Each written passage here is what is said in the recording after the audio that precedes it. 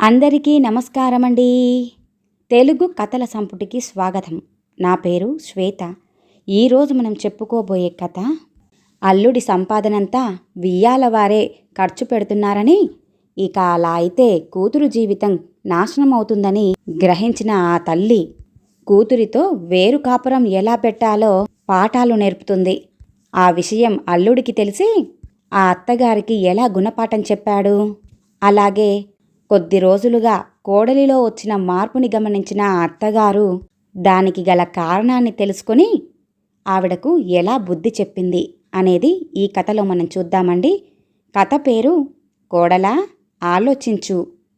మరి రచించిన వారు ప్రఫుల్ల చంద్ర గారు. కథలోనికి వెళ్లే ముందు మన ఛానల్ని మొదటిసారిగా చూస్తున్న వారైతే సబ్స్క్రైబ్ చేసుకోవడం మర్చిపోకండి. కథను పూర్తిగా విన్న తర్వాత లైక్ చేయడం, షేర్ చేయటం అస్సలు మర్చిపోవద్దండి. ఇంకెందుకండి ఆలస్యం, కథలోనికి వెళ్ళిపోదాం. కోడలా ఆలోచించు అంది సుభాషిణి. ఎప్పుడూ గంభీరంగా ఉండే ఆమె స్వరంలో ఒకంత జీర, ఒకంత బాధ. అర్చన చేయించి గుడి వెనక తోటలో పొగడ చెట్టు కింద కూర్చున్నారు అత్తా కోడళ్ళిద్దరూ. ముఖ్య విషయాలు మాట్లాడుకోవటానికి సుభాషిని కోడల్ని వెంటబెట్టుకునొచ్చింది. సాయం సమయం. సూర్యుడు ఇంకా అస్తమించలేదు. గుడి గంటల సుస్వరాన్ని, పూల సువాసనలను మోసుకొస్తున్న గాలి బరువుగా వాళ్ళని తాకుతోంది. నిజానికి సునీత కూడా గత వారం రోజులుగా ఆలోచిస్తూనే ఉంది. పుట్టింటిని మెట్టినింటిని బేరీజు వేసుకుంటూనే ఉంది. తను కాపురానికి వచ్చిన తొలి రోజులను ఎప్పుడూ మర్చిపోలేదావిడ. అది ఉమ్మడి కుటుంబం. మామగారి పేరు సుబ్రహ్మణ్యం గారు. మంచితనమో చేతగానితనమో గాని ఆయన పెద్దగా ఆస్తులేవి సంపాదించుకోకుండానే రిటైర్ అయ్యారు. తోటివారు 2 చేతుల లక్షలు ఆర్జించి మేడలు మిద్దెలు కట్టుకున్నా చలించలేదాయన. నా 2 కొడుకులే నాకు కోట్లు, ఇక లక్షలతో నాకు పనేంటి అని నవ్వేసేవారాయన. కొడుకులే కోట్లు గాని నేను అరకోటు కూడా కానా అని జోక్ చేసేది కూతురు సుష్మిత. సుబ్రహ్మణ్యం గారి భార్య సుభాషిని జూనియర్ కాలేజీ ప్రిన్సిపల్గా పనిచేస్తోంది. సమస్యలు లేని చక్కని కాపురమని ఆ కాలనీలో వాళ్ళంతా వీళ్లను మెచ్చుకుంటూ ఉంటారు. కాపురానికి వచ్చిన కొత్తలో ఆ రోజు సునీతే వంట చేసింది. కూరలో కాస్త కారం ఎక్కువైనట్టుంది. ఈ ముసలి ప్రాణం మీద ఎందుకమ్మా అంత కోపం అన్నారు మామగారు నవ్వుతూ. అత్తగారు తన పక్షం వహించి సమర్థించినా మామగారు, ఈరోజు కాస్త కారం ఎక్కువేశావు కదా, రేపు కూరలో అస్సలు కారం వెయ్యకు అనేసి నవ్వేశారు. అందరూ కూడా గొల్లున నవ్వుతుంటే తన తల మాత్రం వాలిపోయింది. భోజనమైపోయాక మామగారు లేచి తన తల నిమురుతూ, నిన్ను బాధపెట్టానా తల్లి, అయితే నన్ను క్షమించు అన్నారు ఆర్ద్రంగా. అయ్యో ఎంత మాట అని నొచ్చుకుంది తను. నేనే పొరపాటు చేశాను, మీరే నన్ను క్షమించాలి మామయ్య అంది. మనమంతా ఒక కుటుంబం సునీత. నువ్వు మా అమ్మాయి లాంటి దానివి. మన మధ్య క్షమాపణలు వద్దుగాని అందరూ హాయిగా కిలకిలలాడుతూ ఉండాలని నా కోరిక. అందుకే ఏదో ఒకటి మాట్లాడుతూ అందర్నీ నవ్విస్తూ ఉంటాను. నువ్వు కూడా నా మీద జోక్స్ వెయ్యొచ్చు. నా ముక్కు చూసావా? ఈ ముక్కు మీద ఎన్నో కవితలు, ఎన్నో జోకులు వేసేవారు మా ఆఫీసులో. అతని మాటలకు మళ్ళీ అందరూ గొల్లున నవ్వేశారు. వాళ్లతో పాటు తను కూడా. ఒక్క విషయం జ్ఞాపకముంచుకోకూడలా, మన భారతీయ కుటుంబ వ్యవస్థ, మన సెంటిమెంట్స్, మన అనురాగ బంధాలు చాలా గొప్పవి. విదేశీయులు సైతం ఈ గొప్పదనాన్ని గుర్తించి భారతీయుల్ని వివాహం చేసుకోవటానికి ముందుకొస్తున్నారు. అందుకని మనం అన్ని వేళలా మనదైన ఈ కుటుంబ వ్యవస్థను కాపాడుకోవాలి తల్లి అన్నారాయన. సుష్మిత అల్లరిగా తండ్రి మాటలకు చప్పట్లు కొడుతూ వన్స్ మోర్ అని గట్టిగా అరిచింది. మళ్ళీ మొదలు పెట్టారు అంటూ అందంగా విసుక్కుంది సుభాషిని.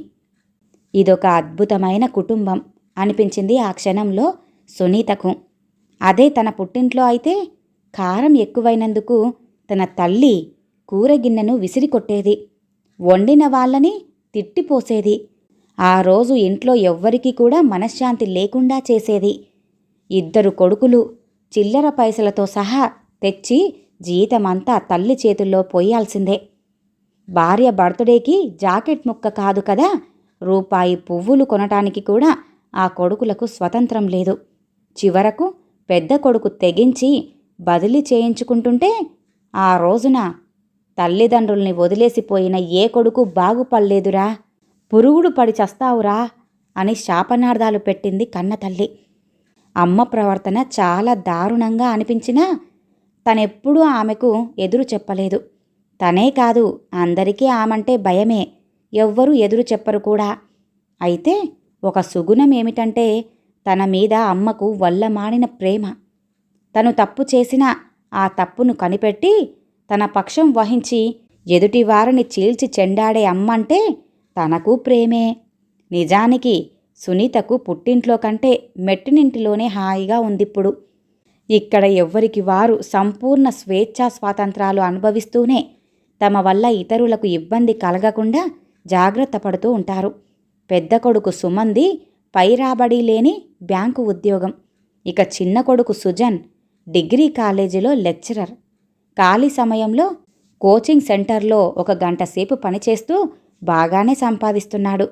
సుబ్రహ్మణ్యం గారు కొడుకుల్ని ఎప్పుడూ కూడా డబ్బు అడగనే లేదు.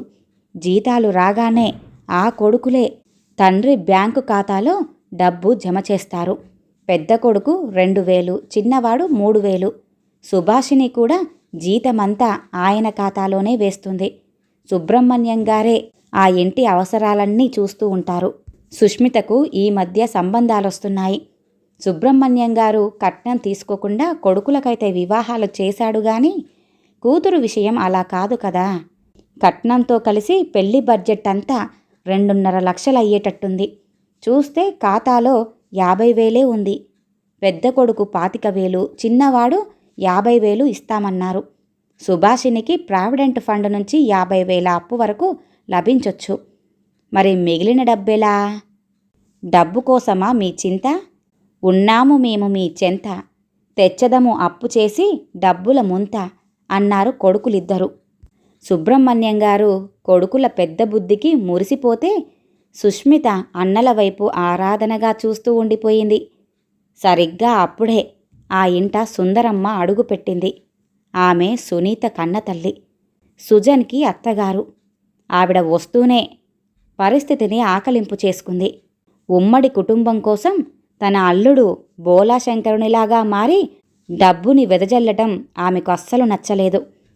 తన కూతురికి తీరని ఆర్థిక అన్యాయం జరుగుతున్నట్టుగా భావించిన సుందరమ్మ కూతుర్ని కాపాడే బాధ్యత తన నెత్తిమీద మోపుకొని ఏదో ఒక మిషతో నెలకొకసారి రావటం, వారం 10 రోజులు ఉండి కూతురికి వేరు కాపురం గురించి హితబోధలు, పాఠాలు మొదలుపెట్టడం, ఇలా జరుగుతుండేవి రోజులు.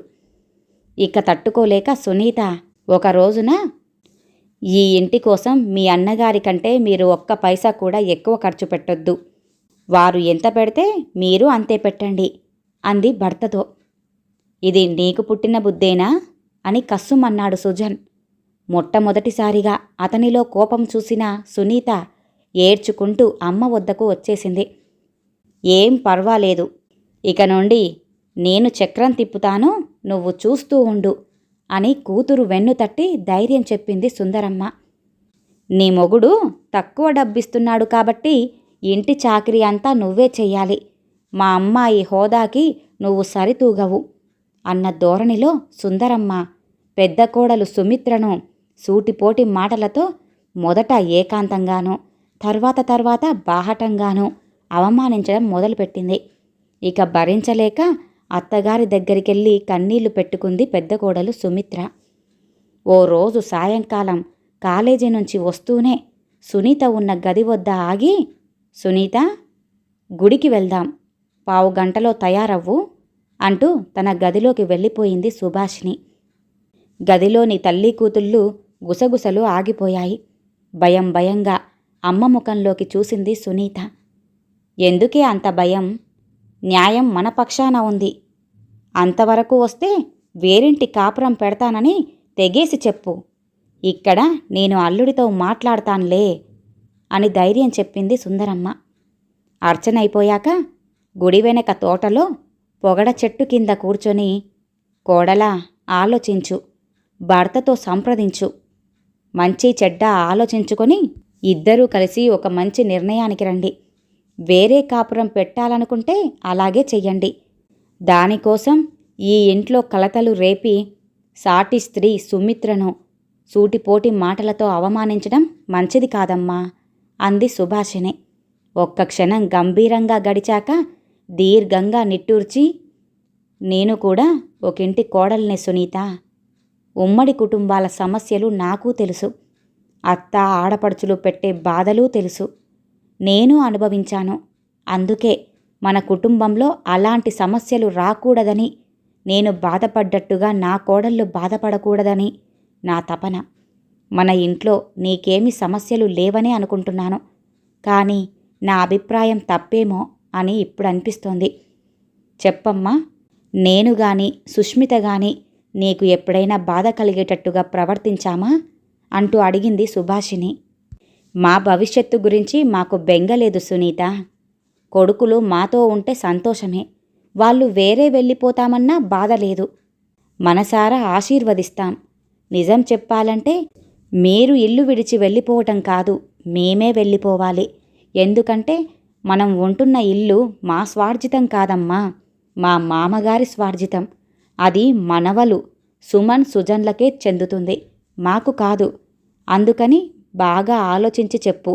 మమ్మల్ని పొమ్మంటే అద్దె కొంప దొరకగానే వెళ్ళిపోతాం. ఓపిక ఉన్నంతకాలం స్వతంత్రంగా జీవిస్తాం. తర్వాత వృద్ధుల ఆలనా పాలనా చూసే ఆశ్రమంలోకి వెళ్ళిపోతాం. అంతేగాని కొడుకులకు కోడళ్లకు గుదిబండలుగా మాత్రం ఉండబోము అంటున్న ఆవిడ మాటలకు, అత్తయ్యా ఇక చాలు అంటూ అరిచింది సునీత. గుడి నుంచి వచ్చిన అత్తా కోడళ్ళు ఇంటిలో అడుగు పెట్టేసరికి ఆ ఇల్లంతా కూడా చీకటిగా ఉంది. కానీ హాల్లో ఏవో మాటలు వినిపిస్తూ ఉన్నాయి. సుభాషిణి లైట్ వేసింది. హాల్లో సుందరమ్మ, సుజన్ ఏదో సీరియస్గా మాట్లాడుకుంటున్నారు కాబోలు. వీళ్ళు రాగానే మౌనం వహించారు. వాళ్ళ వద్దకు వెళ్ళాలా వద్దా అని సంశయంలో పడ్డారు అత్తా కోడళ్ళిద్దరూ. భార్యను రమ్మని సైగ చేశాడు సుజన్. సునీత భయంగా వెళ్ళి భర్త పక్కనే కూర్చుంది. సుభాషిని కాసేపు తటపటాయించి తన గదిలోకి వెళ్ళిపోయింది.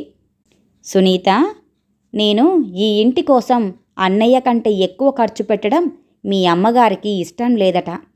మనం వేరింటి కాపురం పెడితే బొచ్చడు మిగుల్చుకోవచ్చట. మరి నీ అభిప్రాయమేమిటో అంటూ సూటిగా అడిగాడు సుజన్. ఆ స్వరంలో వెటకారం చెల్లున తగిలి తల వంచుకుంది సునీత. అత్తాశ్రీ, మీకు తెలుసో లేదో మీ చిన్న కొడుకు కూడా బదిలీ చేయించుకొని ఏ పొరపొచ్చాలు లేని మీ బంధం నుంచి తప్పించుకుని పారిపోయాడట ఈ రోజున్నే. వెళ్ళి మనస్ఫూర్తిగా ఆశీర్వదించిరండి అంటూ వెటకారంగా అన్నాడు సుజన్. ఏం చెప్పాలో ఏం చెయ్యాలో తోచక బెంబేలు పడింది సుందరమ్మ. కూతురికి అన్యాయం జరిగిపోతుందన్న బెంగతో మీరు నెల ఇక్కడికొచ్చి ఆమె చెవి కొరుకుతున్నట్టుగానే మీ వియ్యపురాలు కూడా మీరు ఇక్కడికి వచ్చినప్పుడు మీ ఇంటికి వెళ్ళి తన కూతురి చెవి కొరకటం మొదలుపెట్టి విజయం సాధించింది. మొగాళ్ళదేముంది, వాళ్ళు పెళ్ళాల కొంగుముడిలో విలవిలలాడే పిల్లులు బల్లులు అనే కదా మీ భావం. ఇప్పుడు నా పత్నిశ్రీ వేరింటి కాపురం పెడదామని ఆజ్ఞాపిస్తే నేను ఒక గంగిరెద్దులాగా ఆమె వెనక పడిపోవాల్సిన వాడినే కదా. నాకు విచక్షణ లేదు, సంస్కారమూ లేదు, సొంత ఆలోచన లేదు.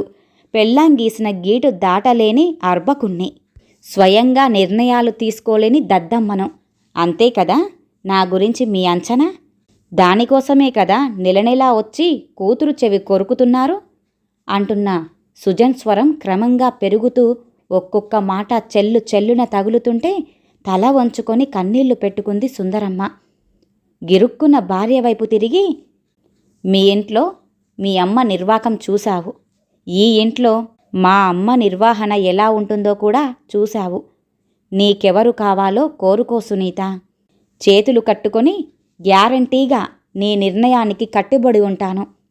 శ్రీమతి, ఆలోచించు అన్నాడు సుజన్. హాల్లో మాటలు గట్టిగా వినిపిస్తూ ఉంటే గాబరాగా వచ్చి అంత దూరంలో నిలబడిపోయింది సుభాషిణి. సునీత కళ్ళు తుడుచుకొని లేచి నిల్చుంది. ఇటు తల వంచుకొని రోదిస్తున్న అమ్మ, అటు తల ఎత్తుకొని గంభీరంగా నిల్చున్న అత్తగారు. కోడలా, ఆలోచించు, ఆలోచించి స్వయం నిర్ణయం తీసుకో అన్న అత్తగారి మాటలు ఆమె చెవిలో గింగిరుమంటున్నాయి. ఇక ఆలోచించడానికి ఏమీ లేదు. ఎవరు చేసింది తప్పో ఎవరిది ఒప్పో ఆవిడకి తెలిసొచ్చింది. అందుకే ఆమె ఒక నిర్ణయాన్ని తీసుకుంది. ఈ కథ ఇంతటితో సమాప్తమండి. విన్నారుగా? తల్లి చెప్పిన మాటలు విని వేరు కాపురం పెట్టడానికి సాహసించిన ఆ కోడలికి ఆ అత్తగారు తన భర్త ఎలా గుణపాఠం చెప్పారో, అలాగే ఆమె చేసిన తప్పుని తెలుసుకొని ఆ కోడలు ఎలాంటి నిర్ణయం తీసుకుందో. మరి ఈ కథ గనుక మీకు నచ్చినట్లయితే లైక్ చేయండి, షేర్ చేయండి, అలాగే సబ్స్క్రైబ్ చేసుకొని మన ఛానల్ని ఎంకరేజ్ చేయండి. మీ యొక్క విలువైన అభిప్రాయాలను కామెంట్ రూపంలో తెలియజేయండి. ఇంత మంచి కథను మనకు అందజేసిన ప్రఫుల్ల చంద్రగారికి ధన్యవాదాలు తెలియజేసుకుంటున్నానండి. మరొక మంచి కథతో మళ్ళీ కలుద్దామండి. నమస్కారం.